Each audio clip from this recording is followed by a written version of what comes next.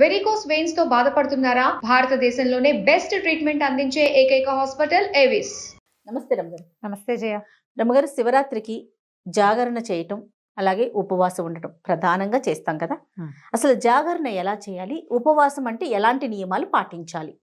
ఉపవాసానికి సరైన అర్థం సమీప వసనము, భగవంతునికి దగ్గరగా ఉండటం.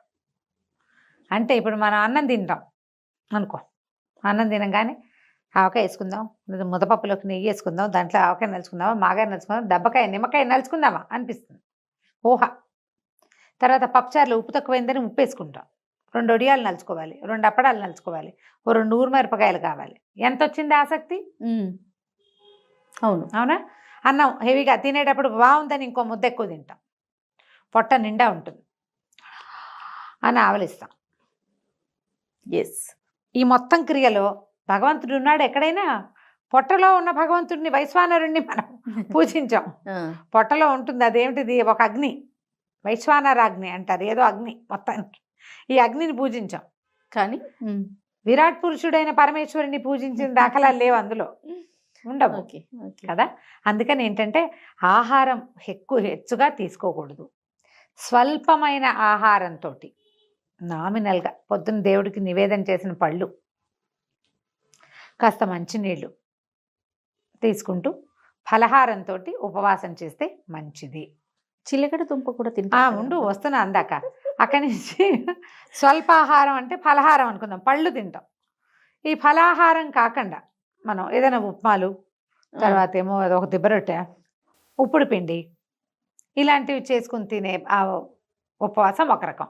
వీళ్ళు ఏంటంటే టాబ్లెట్లు వేసుకోవాల్సిన వాళ్ళు, ఉండలేని వాళ్ళు, అన్నం మీద బెంగొచ్చేసి శివుడి మీద శ్రద్ధ తగ్గిపోయే రకం వాళ్ళు. వీళ్ళు ఏం చేస్తారు, కాస్త ఏదో తింటే అన్నానికి భిన్నమైన పదార్థం ఒకటి, ఘన పదార్థం వెళ్తే 1-2 కాఫీలతోటి ఉపవాసం అయిపోతుంది. అవును, ఇదొక పద్ధతి.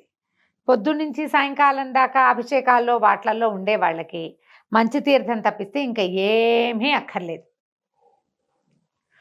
రోజంతా శివనామస్మరణ చేసేవాళ్ళు, వాళ్ళకి అవసరం లేదు.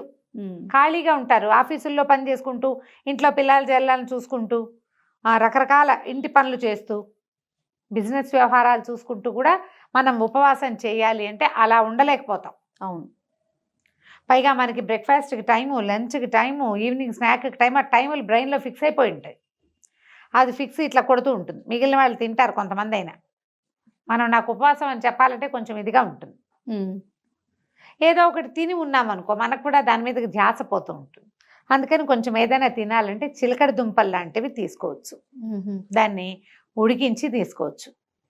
ఉప్పు అది ఉండదు. ఇప్పుడు ఉప్మా చేసుకున్నాము, ఉప్పుడు పిండి చేసుకున్నాము అంటే అందులో ఏమిటి, ఖచ్చితంగా ఉప్పు ఉంటుంది, నూనె ఉంటాయి. ఇప్పుడు మనం అలా కాకుండా చిలకడ దుంప జస్ట్ కందమూలం కదా, అదే భూమిలోంచి వచ్చింది, దాన్ని కాల్చి లేదా ఉడికించి, ఇక ఏమీ లేదు, దాన్ని అలాగే ఒలుచుకుని తింటే పండు తిన్నట్టే, అంతే. ఉడికిస్తాం కానీ ఉప్పు వేయం. అది కూడా కొంచెం సాల్ట్ లాస్ అయ్యేవాళ్ళు, వీక్నెస్ వచ్చేవాళ్ళు, వాళ్ళకి బాగుంటుంది. అది కూడా తీసుకోవచ్చు. ఫలరసాలు తీసుకోవచ్చు, కొబ్బరి నీళ్ళు తీసుకోవచ్చు. మజ్జిగ కొన్ని చోట్ల పనికిరాదంటారు, కొన్ని చోట్ల మజ్జిగ ఉపవాసానికి పనికొస్తుంది. మజ్జిగ పనికిరాదు, అది అన్నంతో పాటు తీసుకునేది అని ఒక సిద్ధాంతం ఉంది. మన ప్రాంతాల వారీగా దాన్ని మార్చుకోవచ్చు మనం. అదేలేండి, మన ప్రాంతాల్లో మజ్జిగ పనికొస్తుంది అనుకోండి, పుచ్చుకోండి. పల్చటి మజ్జిగ తీసుకుంటే ఆ శరీరానికి ఆరోగ్యము, ఉపవాసం డిహైడ్రేట్ అవ్వకుండా ఉంటాము, ఉపవాసం కూడా నెరవేరుతూ ఉంటుంది అందులోనే.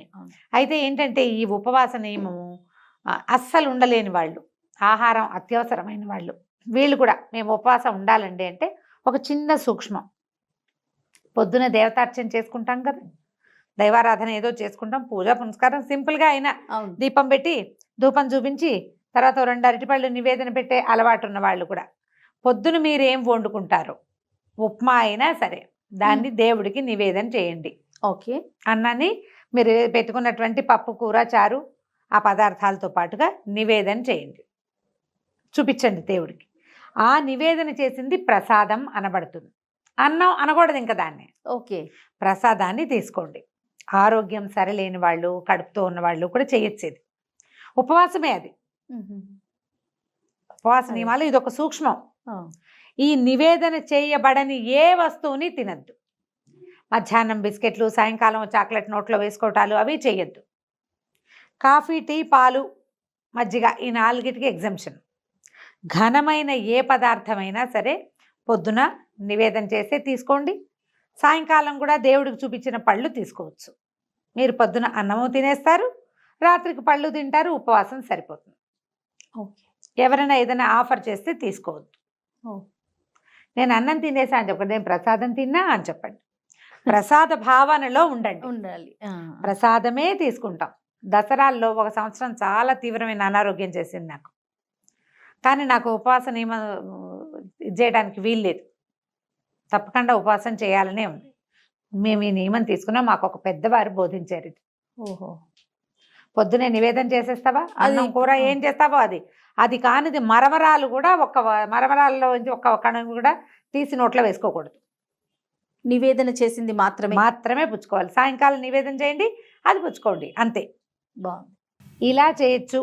దీంతో ఏ అభ్యంతరము లేదు. ఇంకొక చిన్న అనుమానం రమ్మగారు, మరుసటి రోజు కూడా ఈ ఉపవాస దీక్షను కొనసాగించాలా? కాదు, ఇవాళ రోజంతా ఉపవాసం ఉన్నామనుకో, మర్నాడు మధ్యాహ్నం భోజనం చేయొచ్చమ్మా, దాంట్లో ఏమీ లేదు. అయితే ఇప్పుడు మనం ఏకాదశి, ద్వాదశి చేయమా జయ? ఏకాదశి రోజంతా ఉపవాసం ఉంటాం కదా. అవును. ఏకాదశి నాటి జాగరణ చేసే విధానం కూడా ఉంది, ఇప్పుడు చేయట్లేదు మనం. అవును. ద్వాదశి నాటి పగలు భోజనం చేస్తాము. ద్వాదశి నాటి రాత్రి మళ్ళీ భోజనం చేయకూడదు. ఓహో, ద్వాదశి పారణ చేసి ద్వాదశి నాటి రాత్రి భోజనం చేయం. అలాగే శివరాత్రి మరుసటి రోజు మధ్యాహ్నం భోజనం చేస్తే రాత్రికి పలహారం చేయమనే చెప్తారు, అన్నం తినండి అని చెప్పరు. ఓకే అండి, ఓకే. అయితే దీంతో పాటు మనకి జాగరణ మీద అనుమానాలు. అవునండి. జాగారం చేయటం, ఇప్పుడు జాగరణ అందరూ చేయగలరా? మనం వేతన జీవులం కదా ఎక్కువ భాగం. అందరూ మర్నాడు పొద్దున పనికి వెళ్ళవలసిన వాళ్లే కదా.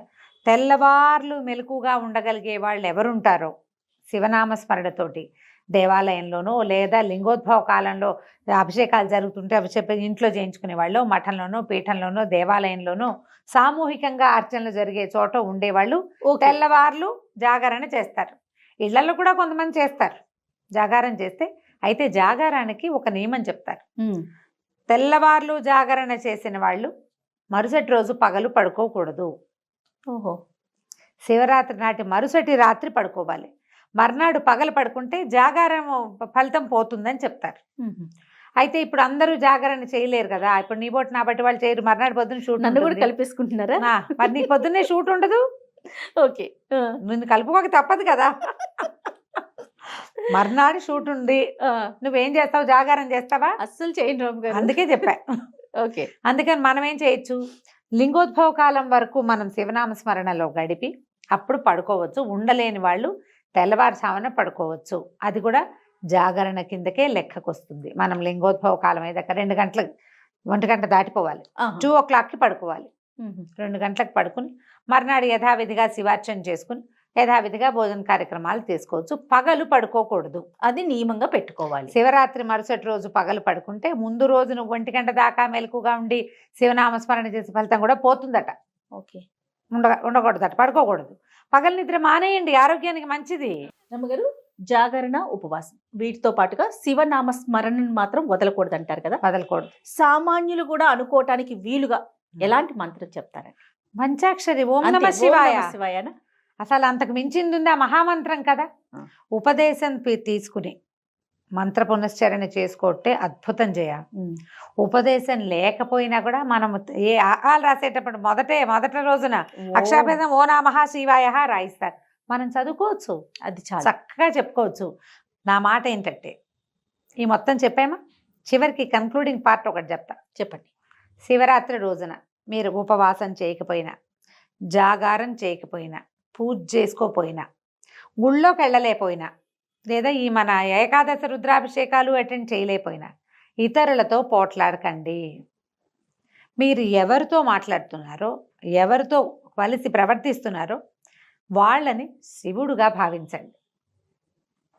చాలు, అంతే. శివరాత్రి పూర్తిగా సక్సెస్ అయిపోతుంది. ఈ రోజున మీరు దుర్భాషలాడటము, పోట్లాడటము, అనవసరమైన వాదనలకు దిగటము, అక్కర్లేని వ్యవహారాలు చేయటము అది మాత్రం చేయబోకండి. ఈ పూజా విధానం అవన్నీ మనకి చేత కాకపోయినా ఓం నమ శివాయ, ఓం నమ శివాయ, ఓం నమ శివాయ అనుకున్నా, జపిస్తూ ఉంటేనే, నిరంతరము జపిస్తూ ఉన్నా కూడా సరిపోతుంది. జపం కూడా చెయ్యము, మాకు ఇష్టం లేదు, మాకు చేత కాదు అనుకునేవాళ్ళు కనీసం పోట్లాడకండి. బాగుంది. ఈవేళ శివుడు భూమి మీద నడుస్తున్నాడు, మనకి ఎదురవుతాడు అన్న భావనతో పనిచేయండి, చాలా బాగుంటుంది జీవితం. సూపర్ రమ్మగారు. నమస్తే. నమస్తే జీ.